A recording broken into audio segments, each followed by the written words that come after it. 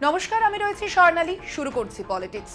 Nobel জয়ী মোহাম্মদ ইউনূসকে মাথায় রেখে বাংলাদেশে অন্তর্বর্তী সরকার গঠনের সিদ্ধান্ত চূড়ান্ত হলেও প্রশাসন চালানোর রূপরেখা তৈরি হয়নি এখনো। বরং প্রতি পদে সংশয় আর সন্দেহে জটিল হচ্ছে পদ্মাপাড়ের রাজনৈতিক পরিস্থিতি।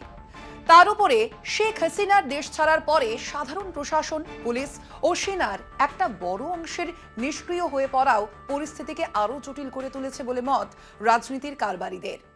নোবেলজয়ী মোহাম্মদ ইউনূসকে প্রধান করে বাংলাদেশে অন্তর্বর্তী সরকার গঠনের সিদ্ধান্তে শিলমোহর দিয়েছে বাংলাদেশের রাষ্ট্রপতি ভবন। কোটা বিরোধী আন্দোলনের সমন্বয়ক, বিশ্ববিদ্যালয়ের শিক্ষক ও ৩ বাহিনীর প্রধানের সঙ্গে রাষ্ট্রপতি মোহাম্মদ সাহাবুদ্দিনের বৈঠকের পর সেই সিদ্ধান্ত প্রকাশ্যে আসলেও মন্ত্রিসভার বাকি সদস্যদের নামধাম এখনো চূড়ান্ত করা যায়নি। এমনকি একদা শাসক দল আওয়ামী লীগের বিরোধী সব দল থেকে সরকারে প্রতিনিধি পাঠানোর কথা থাকলেও জটিলতা দেখা দিয়েছে সেখানেও। কোন দল থেকে কতজন সরকারে যাবে এবং কোন দপ্তর দেওয়া হবে তার দ্রুত সমাধান করতে না পারলে সমস্যা বাড়বে, বই কমবে না। অন্যদিকে কোটা বিরোধী ছাত্র আন্দোলনের গোড়া থেকে বাংলাদেশের যে দুটি দল গুরুত্বপূর্ণ ভূমিকা নিয়েছিল, সেই কমিউনিস্ট পার্টি ও সমাজতান্ত্রিক দল রাষ্ট্রপতি ভবনের ডাক না পাওয়ায় পদ্মাপাড়ের আকাশে পাল্টা আন্দোলনের মেঘ জমা হয়েছে। আওয়ামী সরকারের পতনের পরে ঝাড়াই বাছাই শুরু হয়েছে পুলিশ ও সেনাবাহিনীতে। ইতিমধ্যেই হাসিনা ঘনিষ্ঠ মেজর জেনারেল জিয়াউল আহসানকে চাকরি থেকে অব্যাহতি দেওয়া হয়েছে। গুরুত্বপূর্ণ পদ থেকে সরানো হয়েছে সেনার একাধিক শীর্ষ কর্তাকেও। পাশাপাশি বদল ঘটানো হয়েছে পুলিশের আইজি পদেও, বদল হয়েছে গোয়েন্দা প্রধান এবং ঢাকার পুলিশ কমিশনার পদেও। বস্তুত শেখ হাসিনার পছন্দের কোনো লোককেই পুলিশ বাহিনীর দায়িত্বপূর্ণ পদে রাখা হয়নি। আওয়ামী লীগের শাসনকালে চাকরিতে যোগদান করা পুলিশ প্রশাসনের অধিকাংশকেই বিশ্বাস করতে চাইছে না বাংলাদেশের নয়া চালিকা শক্তি।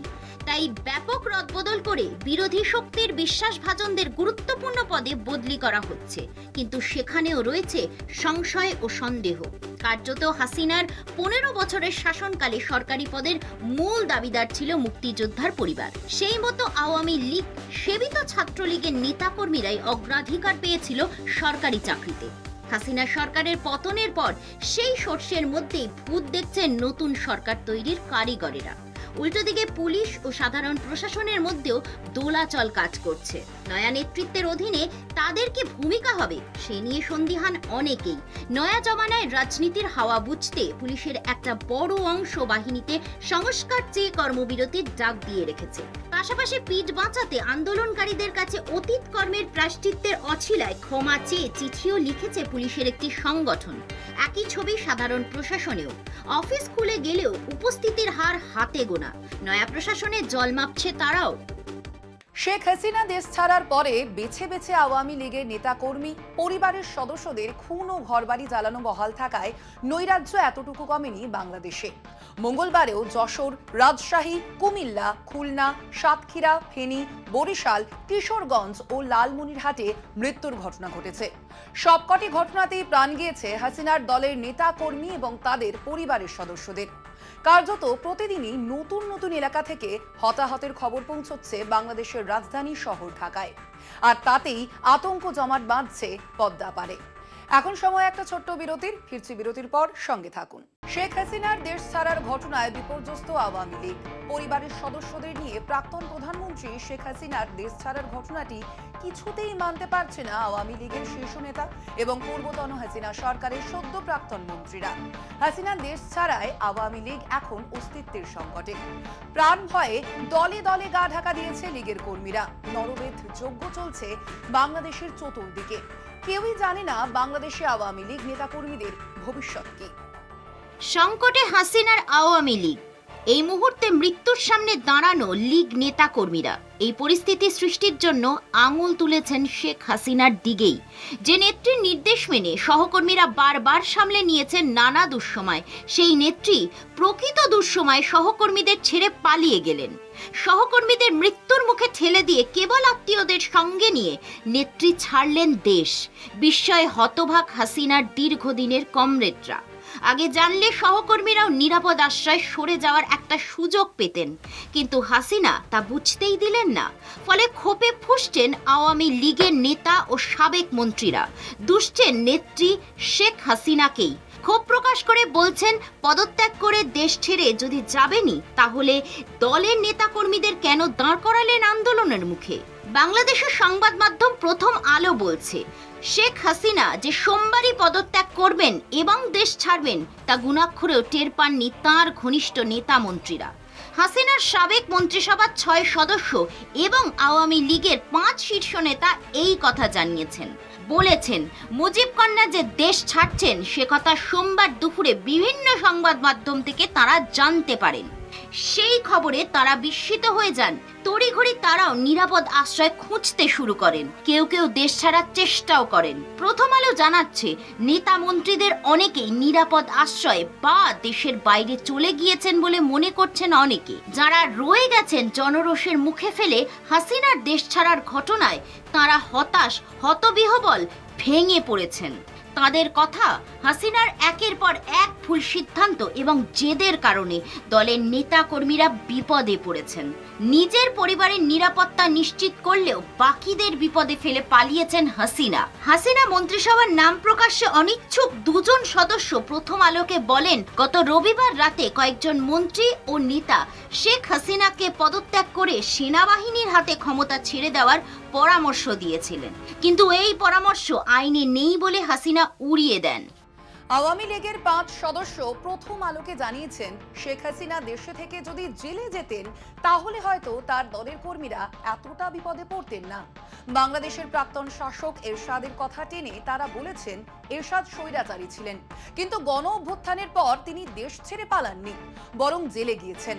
আওয়ামী লীগের নেতাকর্মীরা বলেছেন, মুক্তিযুদ্ধের নেতৃত্ব দেওয়া দল আওয়ামী লীগের নেত্রী শেখ হাসিনা এমন করবেন তা মেনে নেওয়া যাচ্ছে না। এখন সময় আরো একটা বিরতির, ফিরছি বিরতির পর, সঙ্গে থাকুন। শেখ হাসিনার দেশ ছাড়ার 48 ঘন্টার মধ্যেই উঠে এলো চাঞ্চল্যকর তথ্য। এই তথ্য শোরগোল ফেলেছে দেশ জুড়ে। হাসিনার টানা প্রায় 1.5 দশক ধরে চলা শাসনকালে বাংলাদেশের ঘাড়ে বিপুল ঋণের বোঝা। জানা গিয়েছে, দেশ ও দেশের বাইরের একাধিক প্রতিষ্ঠান থেকে এই ঋণ নেওয়া হয়েছে। বাংলাদেশের সংবাদপত্র বণিক বার্তার প্রতিবেদন উদ্ধৃত করে এই তথ্য জানিয়েছে বিবিসি বাংলা। প্রধানমন্ত্রীর পদে ইস্তফা দিয়ে সোমবার বাংলাদেশ ছেড়েছেন শেখ হাসিনা। পতন ঘটেছে আওয়ামী লীগ সরকারের, ভেঙে দেওয়া হয়েছে সংসদ, গঠন হতে চলেছে অন্তর্বর্তী সরকার। ঠিক সেই সময় এক গুরুত্বপূর্ণ তথ্য প্রকাশ করেছে বাংলাদেশের এক দৈনিক। বলা হয়েছে, 15 বছরের শেখ হাসিনার শাসনকালে আওয়ামী সরকার ঋণ করেছে বাংলাদেশি মুদ্রায় 15.5 লাখ কোটি টাকার বেশি, ভারতীয় মুদ্রায় যা 10 লাখ কোটি টাকারও বেশি।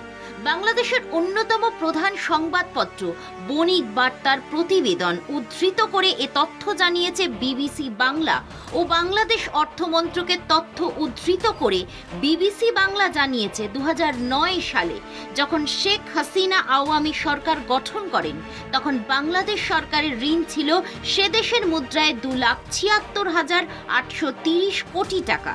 সেখান থেকে ঋণের বোঝা বাড়তে বাড়তে এখন হয়েছে 15,35,000 কোটি টাকা। শেখ হাসিনা বাংলাদেশ থেকে পালানোর সময় এটাই ছিল ওই দেশের মোট ঋণের অঙ্ক। এর অর্থ 1.5 দশকে হাসিনার শাসনকালে ঋণের অঙ্ক বেড়েছে প্রায় 85%। দেশ ও দেশের বাইরের একাধিক প্রতিষ্ঠান থেকে ওই বিপুল ঋণ নেওয়া হয়েছে। ওই বিপুল অঙ্কের ঋণ ভাবাচ্ছে বাংলাদেশের অন্তর্বর্তী সরকারকে। হাসিনার আমলে দেশ থেকে পাচার হয়েছে প্রায় $150 বিলিয়ন। সেই কোভিড কালে এবং পরবর্তী সময় থেকেই নড়বড় করছে বাংলাদেশের অর্থনীতি। গত কয়েক মাসে বাংলাদেশে মুদ্রাস্ফীতির হার ছিল 10% কাছাকাছি। চলতি বছরের জুন মাসে বাজেট পেশ হয় বাংলাদেশের। বাজেটে মুদ্রাস্ফীতির হার 6% নামানোর লক্ষ্যমাত্রা নিয়েছিল হাসিনা সরকার। এবছরের জুন মাসে IMF এর কাছ থেকে $1.15 মিলিয়ন আর্থিক সাহায্য পেয়েছে বাংলাদেশ। আর্থিক দিকে ঘুরে দাঁড়ানোর চেষ্টা করছে বাংলাদেশ, কিন্তু কাজের কাজ কিছুই হয়নি। উত্তরোত্তর ঋণ বেড়েছে। হাসিনা সরকার ব্যর্থ হয় পরিস্থিতি নিয়ন্ত্রণে আনতে। শেখ হাসিনা সরকারের বিরুদ্ধে সীমাহীন অনিয়ম ও দুর্নীতির অভিযোগ ক্রমেই সামনে আসছে। হাসিনার আমলেই অবাধ লুটের শিকার হয়েছে দেশের ব্যাংকগুলি। শোনা যাচ্ছে এসব অর্থ নাকি পাচার হয়েছে ইউরোপ, আমেরিকা সহ বিভিন্ন দেশে। অন্তর্বর্তী সরকার কার্যভার গ্রহণ করার পর নিশ্চিতভাবেই আর্থিক বেনিয়মের তদন্তের নির্দেশ দেবে। আশঙ্কা, সেই তদন্তে দুর্নীতিগ্রস্ত বলে চিহ্নিত করা হবে শেখ হাসিনাকেও। গণ অভ্যুত্থানে ক্ষমতার হাত বদল হলে পূর্বতন শাসককে নানা দুর্বিপাকে পড়তে হয়। এক্ষেত্রে হাসিনাও তা থেকে বাদ যাবেন বলে মনে হয় না। পলিটিক্স আজ এ পর্যন্তই। দেখতে থাকুন কলকাতা টিভি, রাত দিন 7 দিন।